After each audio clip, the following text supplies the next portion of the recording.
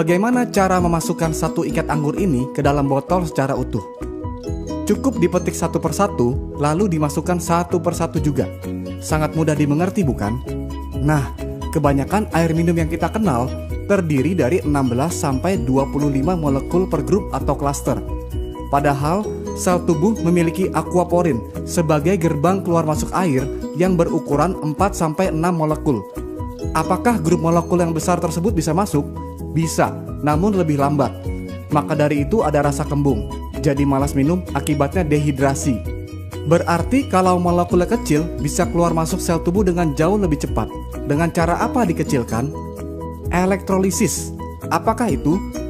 Grup molekul air yang lebih besar diberi aliran listrik yang tepat, sehingga menjadi grup molekul yang lebih kecil supaya mudah keluar masuk aquaporin.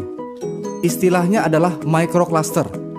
Logikanya begini, jika ada sepasang magnet dengan dua kutub yang berbeda dan saling berhadapan akan tarik-menarik. Jika kutubnya sama akan tolak-menolak, sehingga molekul air yang tadinya berhimpitan jadi terpecah sendiri-sendiri. Belum lagi, di inti sel terdapat ion positif yang membuat molekul air yang berion negatif ini tertarik masuk ke dalamnya dan meninggalkan ion negatif di membran atau dinding sel, sehingga sel tubuh pun menjadi tidak lengket. Mengapa air ini penting sekali? Karena kerjanya berdampingan dengan detak jantung.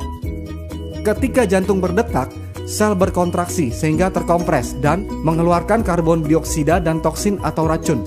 Inilah yang disebut dengan detoksifikasi. Lalu jantung berdetak lagi dan sel mengembang lagi, kemudian menarik oksigen dan nutrisi. Proses ini terjadi di dalam hemoglobin, yang adalah protein yang mengandung zat besi di dalam sel darah merah yang berfungsi sebagai pengangkut. Detak jantung ini ada voltasenya. Manusia sehat dan normal berada di voltase 120 mV. Karena semakin tua dan pengaruh oksidasi, voltasenya akan turun bertahap ke 100 mV, lalu ke 80 mV. Jika sampai menyentuh 60 mV sudah sangat berbahaya, karena disinilah titik tubuh dalam kondisi kronis. Karena oksidasi itu adalah proses penuaan atau karat yang secara langsung mempengaruhi zat besi dalam hemoglobin. Akibat oksidasi adalah tubuh menjadi asam, lalu muncul berbagai penyakit kronis seperti kanker, diabetes, inflamasi, dan sebagainya. Berarti air yang baik sangat dibutuhkan oleh tubuh. Sumber air yang dikenal berkhasiat terbentuk akibat tersambar petir dan pergesekan dengan batu-batuan di alam. Tetapi mata air seperti ini sangat terbatas jumlahnya. Yang Enegic lakukan adalah membersihkan air keran terlebih dahulu dengan filternya, lalu menangkap fenomena sambaran petir tersebut dengan disetrum melalui 7 plat titanium berlapis platinum yang bisa mengeluarkan air minum berkhasiat tinggi yang disebut dengan air kanggeng pH 8,5, lalu pH 9 yang lebih kecil molekulnya, lalu pH 9,5 yang lebih kecil lagi molekulnya untuk transportasi yang lebih baik. Jika ukuran kemampuan elektrolisis adalah kombinasi antara power, amperage, dan surface area, maka ini adalah faktor kunci dalam memilih sebuah mesin. PEU adalah Potential Electrolysis Unit. SD501 memiliki 230 watt, 2,5 ampere, dan 466 square inch, sama dengan 267.950 PEU. Sebagian besar mesin kompetitor hanya memiliki 110 watt, setengah ampere, dan 117 square inch, sama dengan 6.435 PEU. Berarti kemampuan mesin kompetitor hanya 2,4% saja dari SD501. Dan harga mesin kompetitor pun bukan tergolong murah. Malahan mahal sekali, dengan kemampuan yang mendekati saja pun tidak. Hanya harganya saja yang mendekati. Belum lagi harus betul-betul teliti apakah power supply-nya transformer atau switch mode. Transformer adalah alasan mengapa sebuah mesin disebut alat kesehatan karena tegangannya stabil. Sedangkan switch mode tegangannya naik turun alias tidak stabil. Alasannya supaya hemat energi, padahal supaya pelatnya tidak meleleh karena bahannya mesh yang lebih murah. Saya perjelas, ini ada bolam 100 watt dengan filamen yang tebal. Yang ini bolam 40 watt dengan filamen yang tipis. Jika bola 40 watt dinyalakan di tegangan 100 watt akan putus karena tidak mampu menahan daya yang tinggi. Demikian halnya dengan plat yang digunakan di dalam mesin. Mengapa daya tinggi yang stabil sangat dibutuhkan? Karena tujuan ionisasi air adalah untuk menstruktur ulang molekul.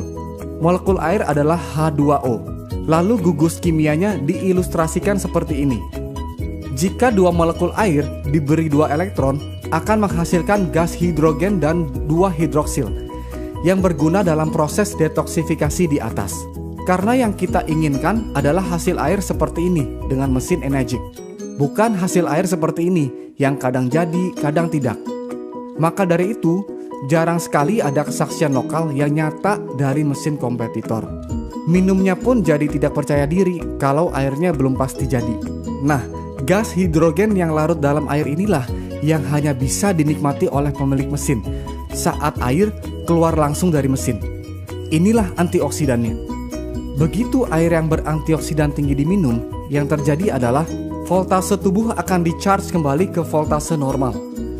Tolak ukur antioksidan adalah ORP, Oxidation Reduction Potential. Lalu hidroksil inilah yang menyebabkan airnya menjadi alkalized atau basa secara elektrik, bukan karena tambahan bahan kimia. Karena rasio hidroksil berubah, maka menyebabkan pH menjadi ikut naik. pH adalah singkatan dari potential of hydrogen. Semakin tinggi rasio hidroksil, akan semakin tinggi pula hidrogen yang dihasilkan. Akibatnya adalah jika asam menjadi basa, maka sel kanker dan penyakit akan mati dengan sendirinya karena bukan lingkungannya untuk berkembang biak. Berapa lama waktu yang dibutuhkan untuk membersihkan seluruh tubuh? Contoh, jika berat tubuh seseorang adalah 80 kilo dan 75% tubuh manusia adalah air, maka berat air dalam tubuhnya adalah 60 kilo, yang berarti tubuhnya terdiri dari 60 liter air. Jika minum 4 liter per hari, maka perlu 15 hari atau sekitar 2 minggu untuk bersih-bersih. Jika minum 2 liter per hari, maka perlu 30 hari atau 1 bulan untuk bersih-bersih. Lalu, apakah air ini segala-galanya? Tidak. Masih perlu pola makan, istirahat, olahraga, dan kontrol emosi yang baik.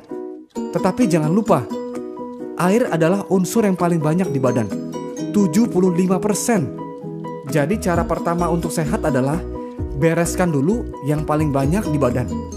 Maka dari itu, change your water, change your life.